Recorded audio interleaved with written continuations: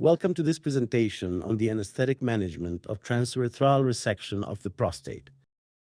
Today we will explore how a seemingly routine urological procedure can rapidly transform into a life-threatening situation when irrigation fluids, aging, physiology, and surgical factors combine to overwhelm the patient's cardiovascular and neurological reserves.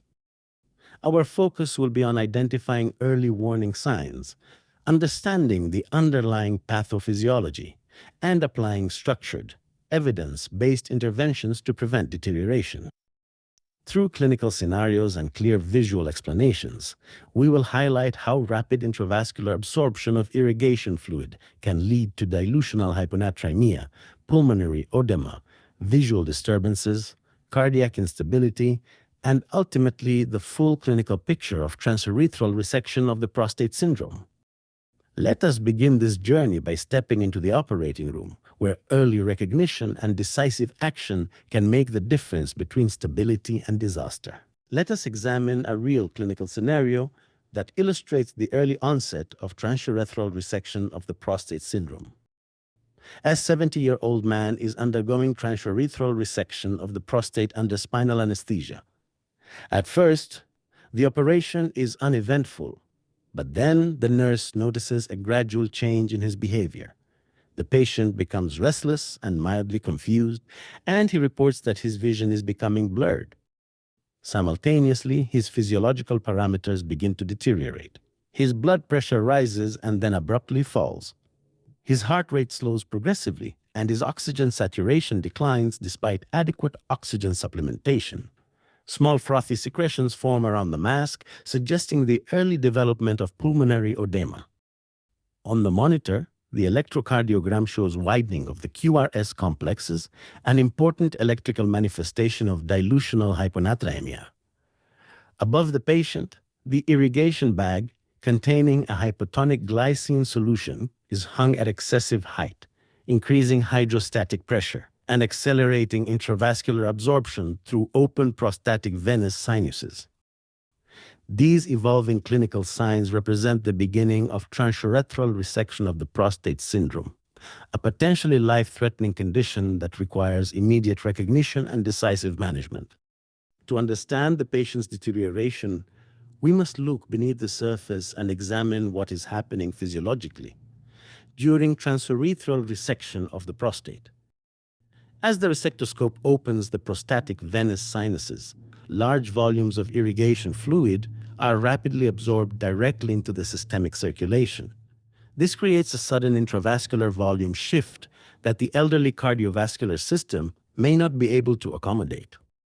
Because the irrigating solution is frequently hypotonic, often glycine-based, the absorbed fluid dilutes the plasma sodium concentration. The resulting dilutional hyponatremia lowers plasma osmolality, drawing water into brain cells and producing progressive cerebral oedema. This leads to confusion, agitation, visual disturbance, seizures, and, in severe cases, coma. At the same time, the rapid increase in circulating volume can overwhelm the heart, especially in patients with stiff ventricles or impaired diastolic function. This contributes to bradycardia, conduction abnormalities, and electrical widening of the QRS complexes.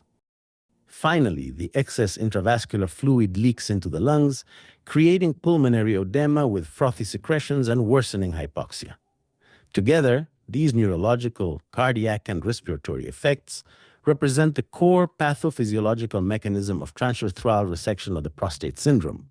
Let us now examine the specific mechanisms that drive the development of dilutional hyponatremia during transurethral resection of the prostate. As the hypotonic irrigation solution is absorbed rapidly through the open prostatic venous sinuses, it enters the intravascular space without the accompanying electrolytes that normally maintain plasma osmolality. This causes an immediate dilution of the plasma sodium concentration. Once the serum sodium level falls, water shifts from the extracellular compartment into the intracellular compartment in an attempt to equalize osmolality. This movement of water is particularly dangerous within the brain, where expansion of the intracellular volume results in progressive cerebral oedema. Clinically, This manifests first as restlessness, confusion, and nausea. As the sodium concentration continues to fall, the patient may develop agitation, visual disturbance, vomiting, and ultimately seizures and coma. This slide highlights the critical thresholds of serum sodium. Mild symptoms often begin when the concentration drops below 120 millimoles per liter. Severe neurological deterioration occurs at levels approaching 100 millimoles per liter, at which point the risk of irreversible brain injury becomes significant. Understanding this mechanism is essential because early detection, early recognition of neurological change, and early correction of the sodium concentration can prevent catastrophic outcomes. Before we proceed, it is essential to understand the key anesthetic considerations for transurethral resection of the prostate.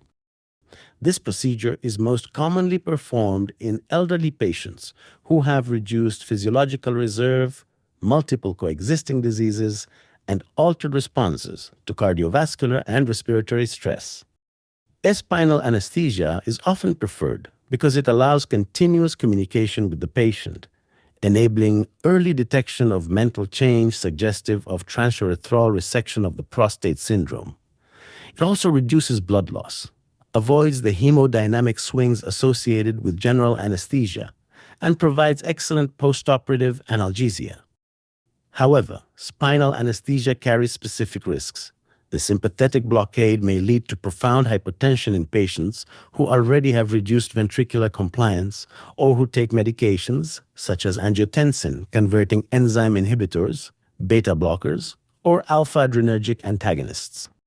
General anesthesia may be required when regional anesthesia is contraindicated or when patient positioning, anatomical distortion, or severe spinal degeneration makes neuraxial block technically difficult. In such cases, careful titration of induction agents is vital due to altered pharmacokinetics in the elderly. Regardless of the technique used, several goals remain constant: maintaining stable hemodynamics, preventing hypothermia, monitoring for early signs of fluid overload and dilutional hyponatremia, allowing rapid detection of bladder perforation, and ensuring continuous communication between the surgical and anesthetic teams. These considerations form the basis of safe anesthetic management for transurethral resection of the prostate. Thank you for watching. If you found this lecture helpful, please don't forget to hit like, share it with your friends, and subscribe to our channel for more educational content. And if you'd like to explore more lectures, clinical notes, and recorded courses, you can always pay us a visit at our website at anaesthesia.sd.